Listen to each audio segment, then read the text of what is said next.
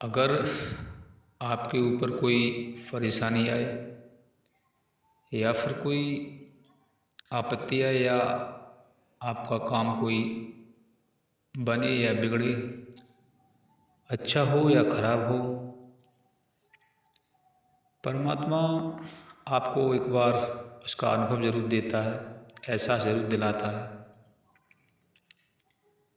लेकिन समझने के लिए थोड़ा आध्यात्मिक की ज़रूरत है। समझ में उसी के आता है जो जिसके थोड़ा लगाव हो उस परमात्मा से, आध्यात्मिक से थोड़ा लगाव। तो मैंने सुना है अरस्तु एक दिन सागर के किनारे टहलने गया। उसने देखा एक पागल आदमी, पागल ही होगा अन्यथा ऐसा काम क्यों करता। उस पागल ने एक रेत में गड्ढा खोद लिया है और हाथ में एक चम्मच लिए हुए वह दौड़कर जाता है और सागर से चम्मच में पानी भरकर लाता है और उस गड्ढे में डालता है और फिर भागता है और फिर उस गड्ढे में पानी डालता है। अरस्तु काफ़ी देर तक उसको देखता रहा और घूमता फिर देखता। काफ़ी देर उसको देखते हुए हो गया तो उसको रोका नहीं गया और उसकी जिज्ञासा बढ़ी। फिर उसे अपने को रोकना असंभव नहीं हुआ।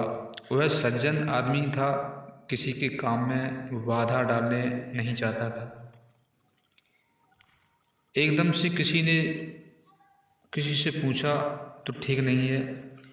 अपरिचित आदमी से वह भी तो एक तरह का दूसरे की सीमा का अतिक्रमण होता है। मगर फिर बात बहुत बढ़ गई, उस पर रुका नहीं गया। उसकी भाग दौड़ इतनी जिज्ञासा भर गई कि वह मामला क्या है, यह कर क्या रहा है। अरस्तु ने पूछा उस पागल से,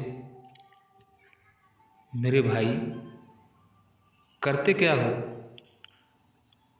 तो उस पागल ने कहा, क्या करता हूँ, आपको दिखाई नहीं दे रहा, सागर को उलीझ के ही रहूँगा। इस गड्ढे में न भर दिया मैंने तो मेरा नाम नहीं। अरस्तु ने कहा, भाई मैं तो बीच में आने वाला नहीं हूँ, भला मैं आपके बीच में कैसे आऊँगा। उसने ये बोला, आपके काम में मैं बाधा डालने वाला नहीं हूँ, आप जो कर रहे हो वो करो। लेकिन यह बात बड़ी पागलपन की है। यह चम्मच से तू इतना बड़ा विराट सागर खाली कर लेगा क्या।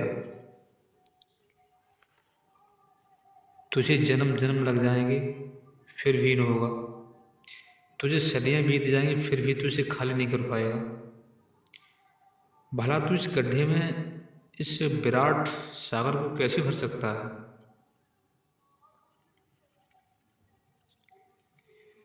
और वह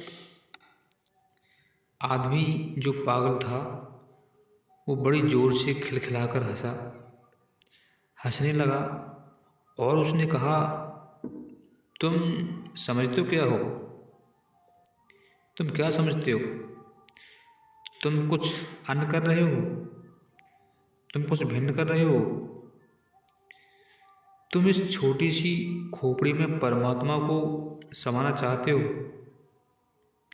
अरस्तु बड़ा विचारक था। उसकी ये बात सुनकर बड़ा अचंभित हुआ। उसने कहा, तुम इस छोटी सी खोपड़ी में परमात्मा को संभालोगे तो मेरा ये गड्ढा तुम्हारी खोपड़ी से बड़ा है और सागर परमात्मा से छोटा है। पागल कौन है मैं हूँ या आप हो? अरस्तु ने सोचा, इस घटना का उल्लेख किया जाए। तो उसने बड़ा धैर्यपूर्वक सोचा और उसने लिखा कि उस दिन पता चला कि वो आदमी जो पागल था वो कोई साधारण आदमी नहीं था। उसने सोचा कि पागल मैं ही हूँ। उस पागल ने मुझ पर बड़ी कृपा की है। वह कौन आदमी रहा होगा? वह आदमी जरूर एक पहुंचा हुआ फकीर हो सकता है, रहा होगा। वह सिर्फ अरस्तु को जगाने के लिए, अरस्तु को चेताने के लिए, अरस्तु को जगाने के लिए उस उपक्रम को किया था। तो ऐसी घटनाएं होती रहती हैं, लेकिन आदमी उस पर ध्यान नहीं देता है। जब भी कोई अचानक से कोई घटना घटती है, भगवान वो परमात्मा जरूर उसका अनुभव कराता है। लेकिन इस मोह माया में पड़ने के बाद, ये मोह माया में आदमी इतना जकड़ा हुआ है ना, वो उस पर ध्यान ही नहीं देता है। जो ध्यान देता है ना, वो उसको एहसास हो जाता है कि मेरे साथ क्या होने वाला है। बस वही समझता है कि परमात्मा क्या है, परमात्मा कहाँ वास करता है, उसे कैसे पाया जा सकता है।